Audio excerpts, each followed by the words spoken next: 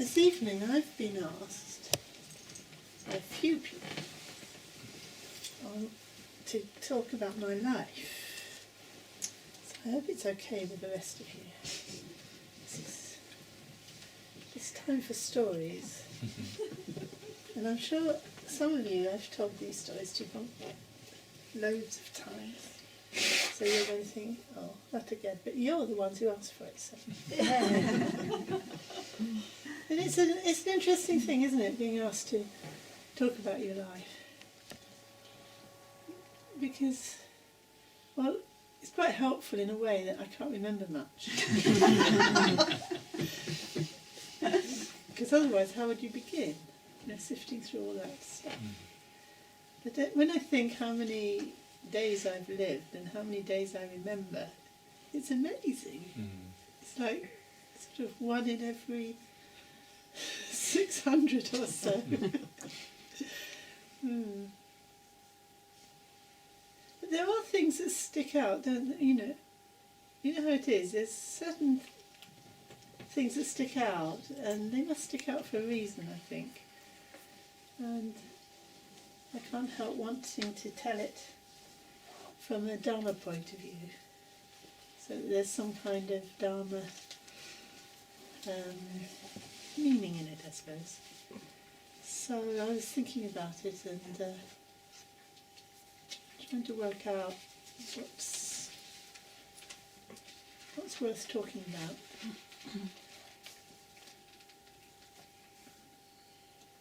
Well, I was born just after the war, 46. So that already sort of tells you a lot, I think, about the time. And my father was an atheist, and his father had been an atheist, and a conscientious objector in the First World War. And actually, he told me much later, that's my father's father, had actually for a time called himself a Buddhist in the 1920s. It became quite a fashion at that time. And I asked him why he stopped, and he said, well, I realised I didn't know anything about it. That's a very noble reason for giving up calling yourself a Buddhist. And he was very anti-religion. He had been very religious when he was young, and his wife, my grandmother, they both had wanted to be missionaries. And then he had been to a communist rally. Well, he was very appalled by the way the church changed its message when the war came up. You know, whereas it had been all about loving your neighbour and turning the other cheek until the war came out, and then it was all great to go off and fight the enemy, and that kind really threw him. He went to a communist rally and he came back so changed, my grandmother said, I should have been asked again whether I took this man to be my husband. He was so different. But he turned really against religion, and so the children were brought up without any religious education, without being confirmed, which was quite unusual in those days, not to have baptise your children. And he was quite a self-educated person who thought a lot, and he had friends, who were intellectual friends. My father I never knew about my father having friends like that. It was quite a character. He used to write. Uncle Joe in the what do you call it? The communist paper. What's it called? The Morning Star. Is it? Yeah, I think so. He's Uncle Joe. He had a children's column. Yeah. But my mother married very young because she thought my dad would die in the war, I think. So it wasn't a big decision, and it wasn't for life, so she could take it quickly and easily.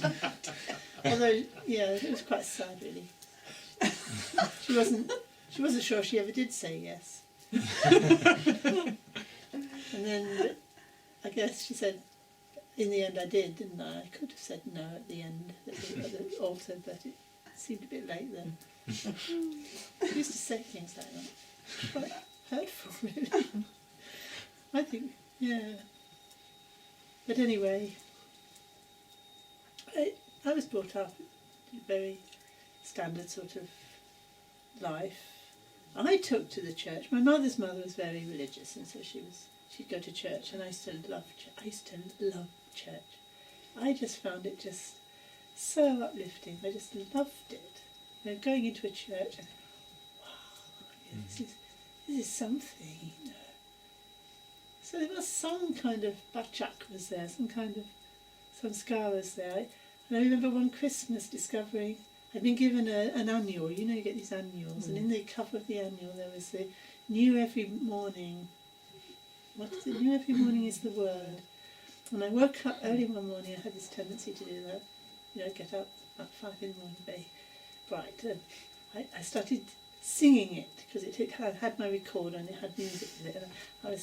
And then I was singing, and I was, you know, looking at the words, and every word had meaning. Wow, every word, singing it at the top of my voice. My brother's yelling at me, "Shut up! If you're going to sing, at least don't sing flat." And me thinking, flat? What does flat mean? Carrying on.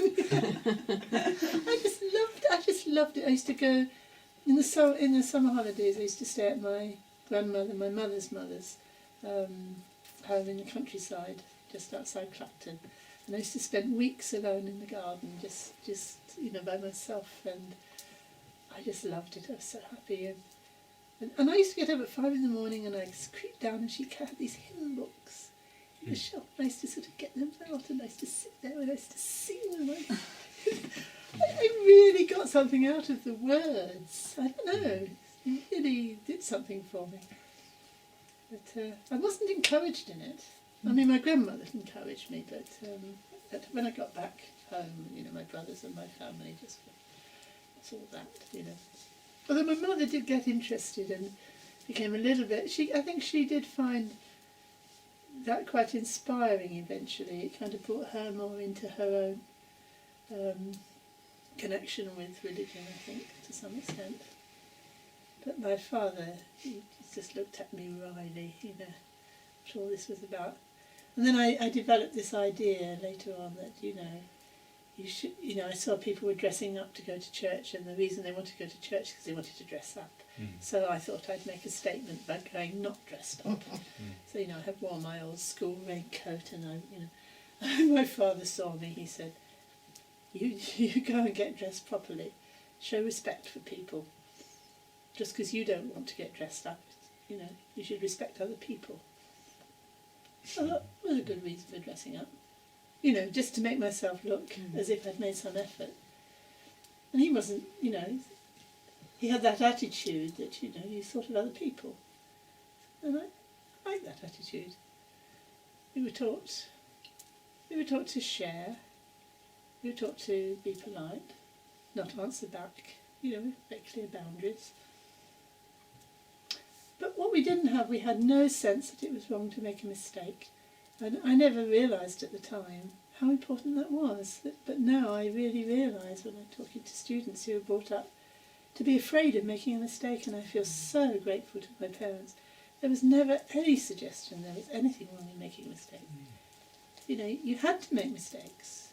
You know, when you made mistakes, you'd get this wry look and say, well, you know, you'll learn, won't you?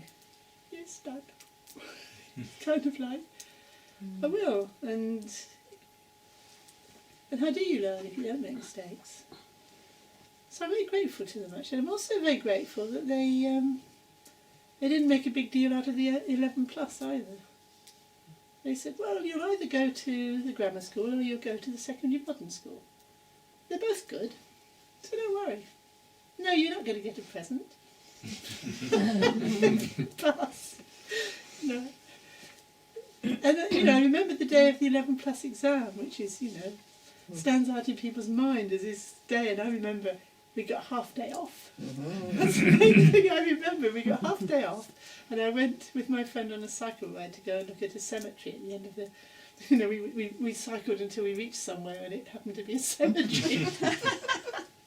We spent the afternoon looking at dates of people, the youngest date that a person had died, with great interest. Yeah.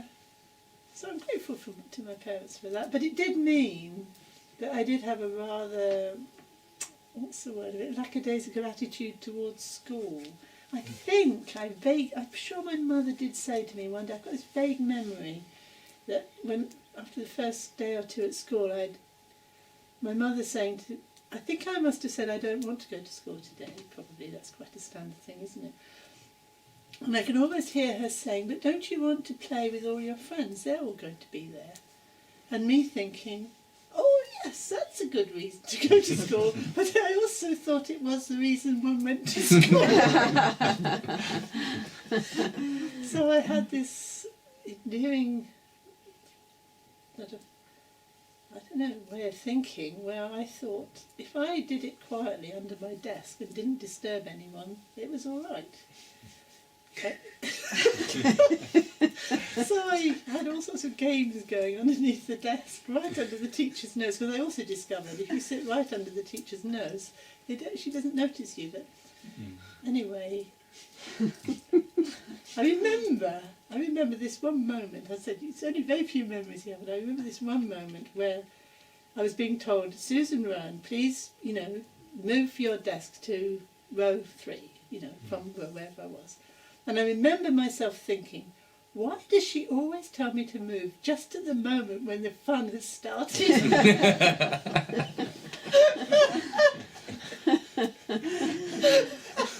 hadn't figured it out at all.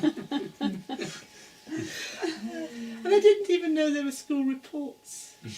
My parents never discussed school reports with me, so, at the end of, I think I was about 11, and the children were talking about school reports. I said, what school report? I said, the report about you at school. I said, they don't report at me at school. Oh, yes, they do. I said, no, they don't. They said, what about the letter you take home to your parents every term? I said, oh, is that every term?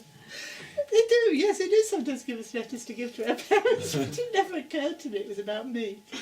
So I lived in happy oblivion, which I think, probably accounts for a lot of things. So it wasn't really until I reached the sixth form, really, when we started having to research our own projects, that I actually started to get a bit more involved in my schoolwork and realised I was quite clever. So then I thought that was more fun, it's just like a game I could... Because until then, although they read out marks at top of the class and bottom of the class, I hadn't taken it seriously as if it mattered. It's like a game, isn't it? You play a game, and we'd always been brought up to, it doesn't matter if you lose. So, if I was bottom, it didn't matter. Why would it matter? Some people were top, some people were bottom. It's okay by me. I hadn't registered anything at all, but then when I started coming top, or near the top, like in a game, when you suddenly find you're good at it, you want to do it more, so I got a bit more engaged. I don't know how I managed to be so in a world of my own there. I really was in a world of my own. I think I was saying just the other day, when I went to Germany I was about 15 on school exchange, and the father of the family one tea time said to me, so what do you think of Hitler? And his wife goes, and I think, oh God, I can't remember. I don't who is Hitler? and the wife said, shh, change the subject. So when I got home, of course, I asked. But it's amazing, isn't it? That I was at a grammar school, I was relatively intelligent, that I'd never had yes, they talked about Hitler, but I never knew really who they were talking about. And they never talked about what happened to the Jews at all. I had no idea. And that's just after the war, isn't it incredible? So, I don't know, I don't think I was that unusual. But I found that quite interesting. It tells you a lot about the atmosphere in which I grew up, that everyone was just trying to kind of put the war behind them. There was a few, people talk, oh, that's a bomb site, and oh yes, the bomb's coming over, sounded like this. Or my dad was in the merchant navy, and so we had a few stories about being torpedoed and stuff, and but that was it really. And I never asked questions about things like that. But I did ask questions a lot. I think I was naturally asking myself questions about things. I remember walking up the street thinking, can you think without making words? Is it? Yes, can you think without words? And I bumped into a nun.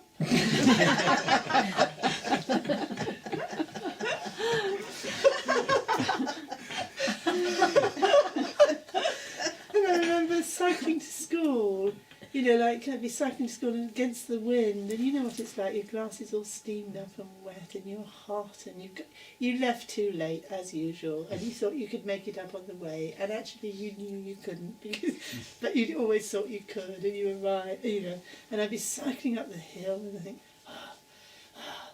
you know, I can't stand this, I'm so wet, I'm so uncomfortable, I'm so hot.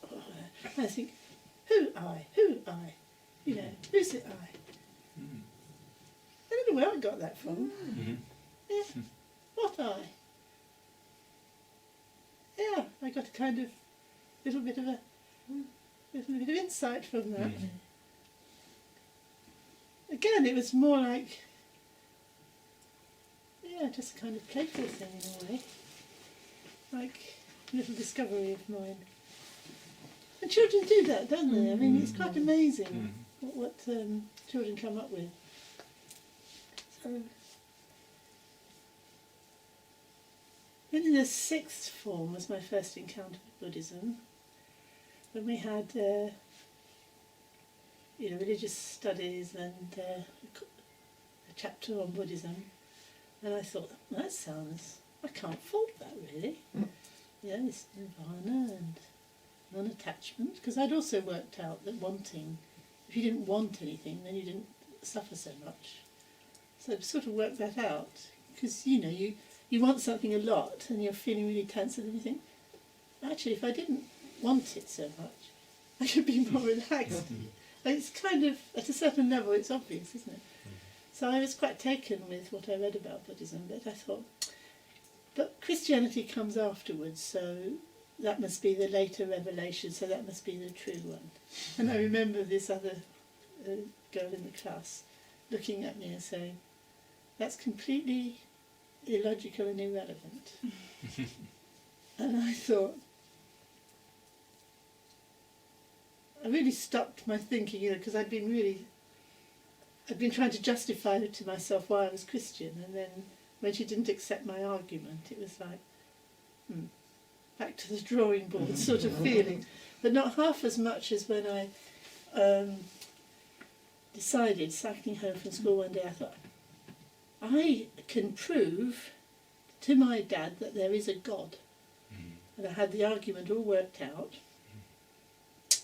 And I started off from, everything has to have a beginning. I think it had, at the confirmation classes, I think his vicar had started with that. And I had a vague sense that that wasn't as sure as all that. But I still made it my first building block of my theory of how there had to be a God, because there had to be a beginning.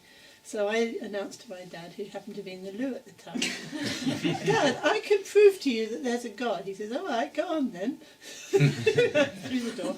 And I said, well, everything has to have a beginning. And he said, why?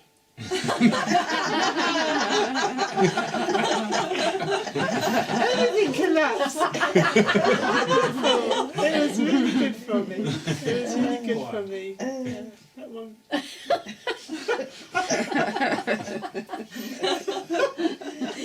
The end of that conversation. But it was really helpful, because it really cut through that kind of silliness. And later in life, actually many, many years later, you know, when I came back from India, I told him this story, and he said, yeah, I thought about it a lot when I was young. So it wasn't just being, he said, I thought about it a lot. I thought, I can't understand how things didn't have a beginning, but there's no way that I can make sense of it having a beginning.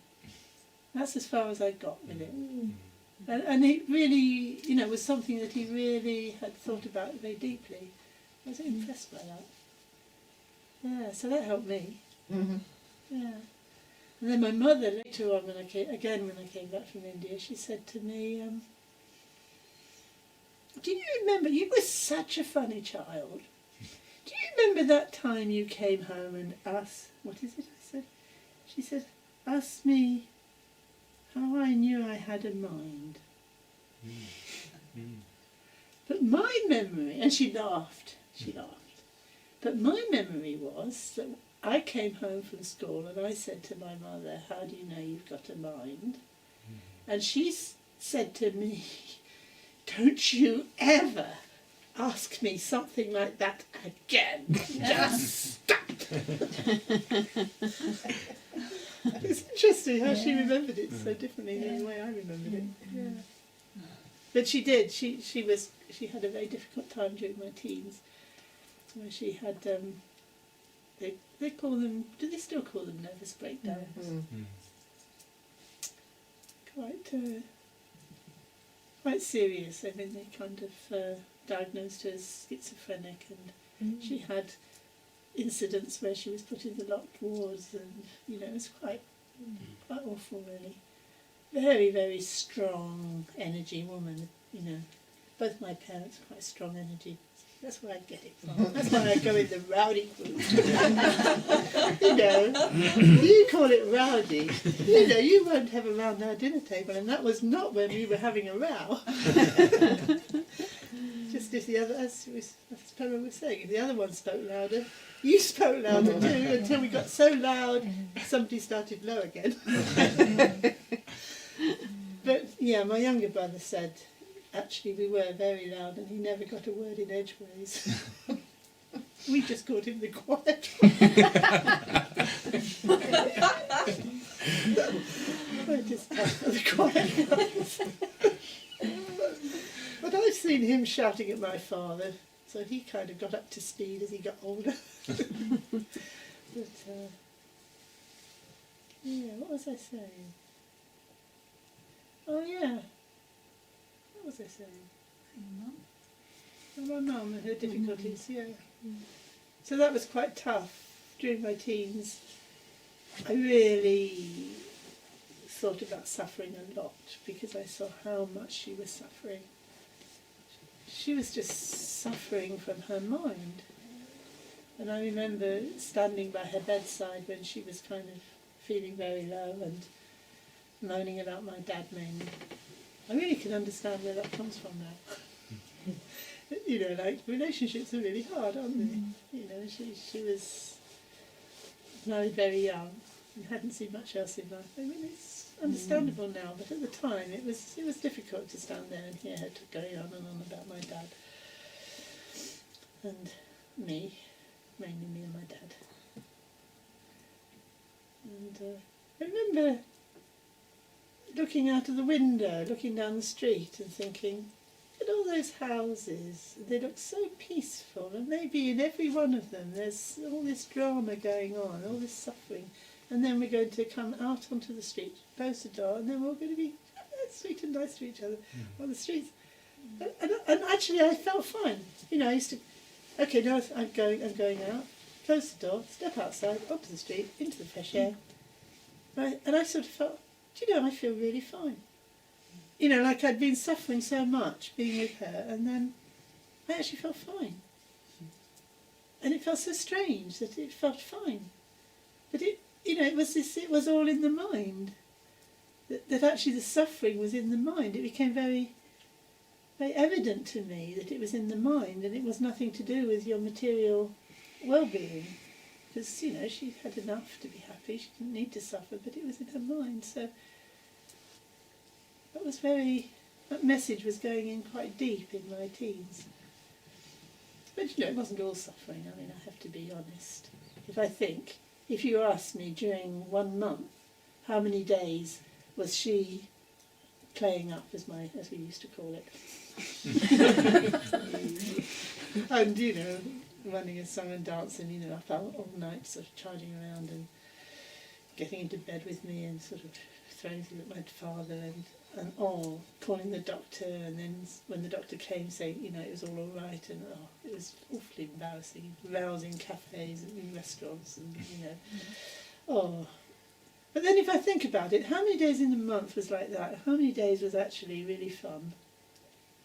And actually, I think if I was really, really honest, it was probably far outweighed by the days that she was, looking after us, and it was all right, and we had a lot of fun and laughter.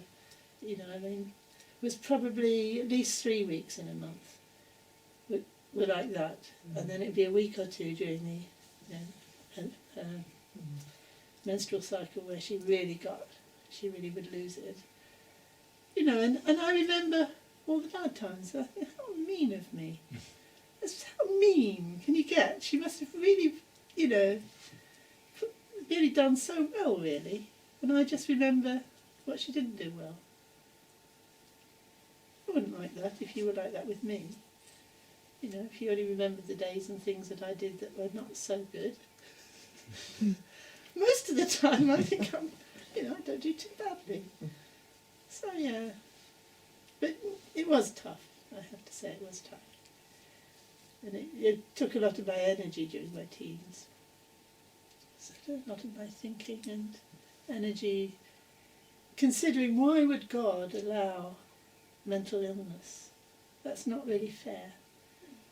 Because why would you send a test like mental illness on somebody? Because, they're mentally ill, so they can't pass the test, can they? It should send suffering to good people who are doing, healthy and doing well. It should send suffering to people who are down and out. So this was bothering me a lot before I met Buddhism. And then eventually, when I got to university, this idea of missionary was still it's still there in my mind. That I had mentioned that I had this idea to be a missionary, didn't I? We had a missionary box at home when I was very little.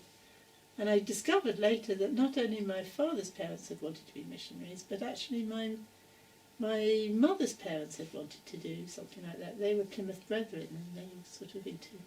So it was we never talked about missionaries, but I had this idea, I think partly it was the idea of the adventure, the pioneering, going out, I was a Girl Guide, and I liked camping, and I liked to go into the idea of pilgrimage excited me as well. I remember when we did Pilgrim's Progress at school, I thought, wow, that's a good way you can think of your life as a pilgrimage. I really like that idea, which is interesting, isn't it? The idea that there could be a spiritual path, and the idea of being a missionary and, dedicating yourself to God. But there was this strange experience, Tara was reminding me, when I was about 10 or 11, just before leaving junior school. I did a headstand in the playground against the wall, stood up, and out of nowhere came this idea, you're going to be a nun. I'd never met a nun. And I wasn't very happy about the idea. And I kept it as a secret all through my teens, wondering what that was about. And my parents, they didn't mind what I did in life. And they said it not more than once. They said, I didn't mind what I did in life, but they would never forgive me if I became a nun. So I would be very quiet at that moment, I think. I never did meet nuns, and the occasion never came to us. But I used to think, the trouble with being a nun is you've given everything up in order to be completely devoted to God, which seemed to me very... I think it's kind of almost went into non-conceptual reality somehow, that, you would go into this non-conceptual reality, and then what would you do? What would you do, I thought I couldn't keep it up. So I had no teaching or instruction, and I wasn't a person who thought of reading things. I didn't think of reading. My parents read quite a lot of, fiction and stuff, but, looking back now, I think, well, why didn't I read? Why didn't I go and find out about things? I just waited for things to come to me, and then just work with what happened to come my way, which I wonder about sometimes. I think it's not a very bright approach to things, is it? To kind of... Anyway, there's this thing, this missionary thing. You have to think, well, I didn't stray far from it in the end, did I? Somehow. That same sort of idea of, I had a sense of a mission. I was always surprised when my brother, when I talked to my younger brother, I didn't talk to my other brother very much, but my younger brother, about his life and how he saw it, and he didn't see it as a mission, and I remember being really surprised. It seemed to me that you needed a mission. It's funny, isn't it? I don't know where the idea came from. But my brother didn't seem to think you needed a mission. You just sort of get married and have a job and settle down, and I never thought of that. It hadn't occurred to me that you might do that. It was all about how I was going to change the world, or do something that would make a difference, I think. It's interesting how those things are there quite young, aren't they? So then when I got to university, I got interested in the different religions, because I thought, well, if you're going to convert people, they've already got this missionary thing was still around. And if you're going to convert people, then you have to know what they're thinking already, and they can't be stupid. They must have some reason to believe what they believe, so I should find out about their religions, and then I can put them right. Similarly with the Dalai Lama escaping from Tibet, God king, he thinks he's a good king. I should go and speak to him and put him right. It's really odd, isn't it? All these things. Considering at the end, then I get this view, this Shentong view, which actually I would like to talk to the Dalai Lama about and put him right.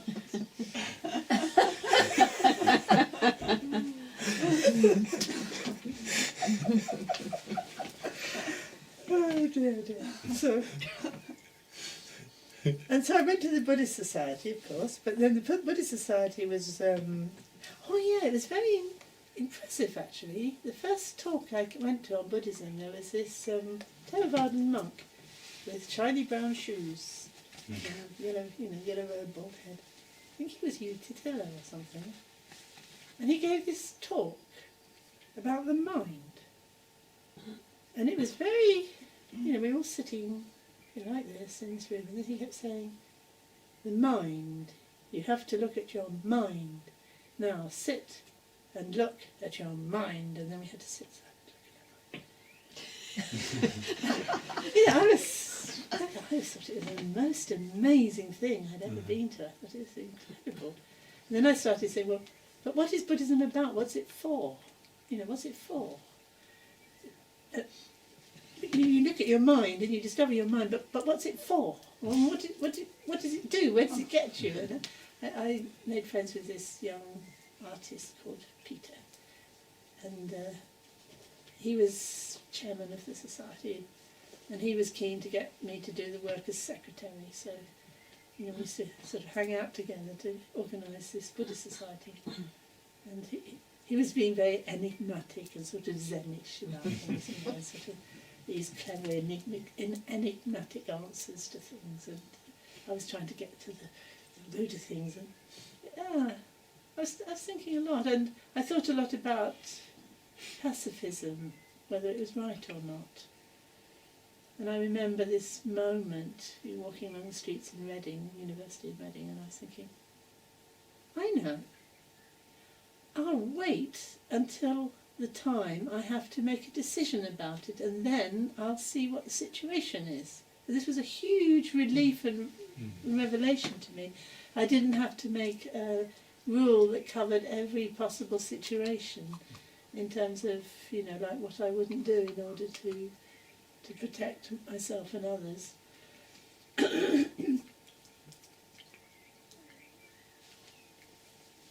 And then, of course, one of the speakers was Sangharakshita. We invited Sangharakshita to come a number of times, and he was just beginning.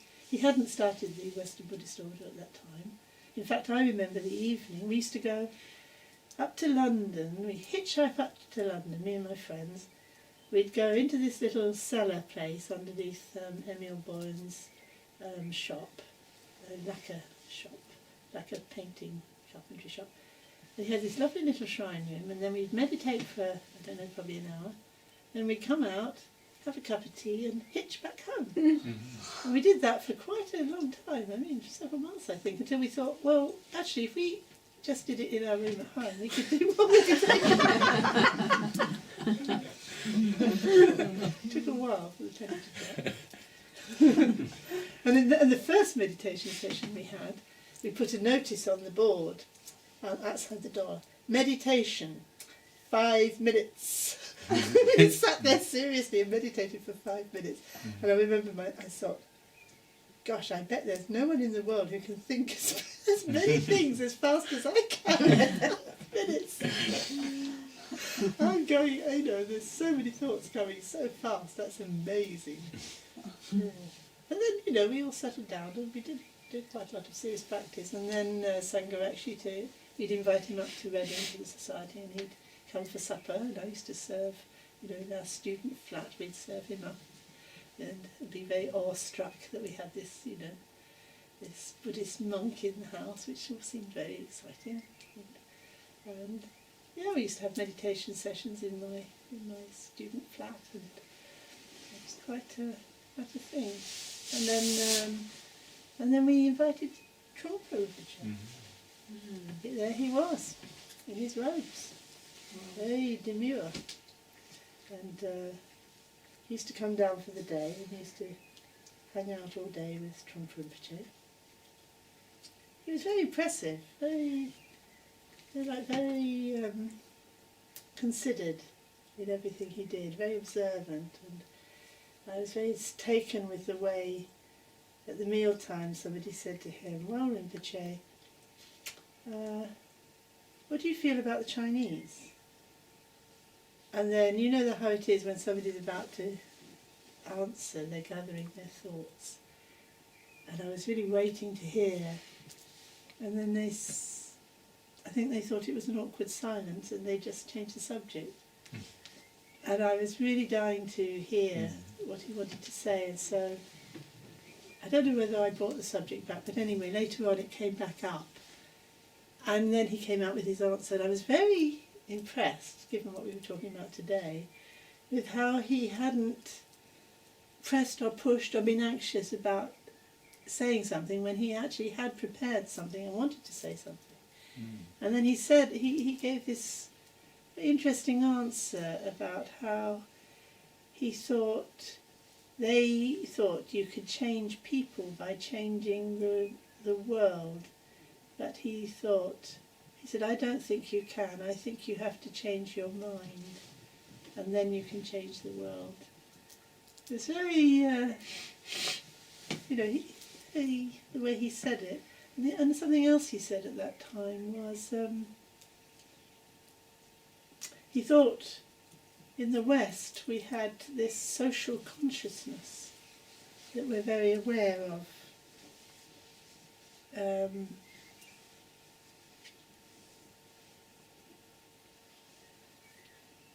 Our social responsibility. And he thought that was a wonderful thing about the West, and that they didn't have it in his culture. And he thought this was something that was going to be very special and important in Dharma in the West. It's interesting, isn't it? I've just noticed the time, I've been chattering away. So I think I'll stop there. End of part 1.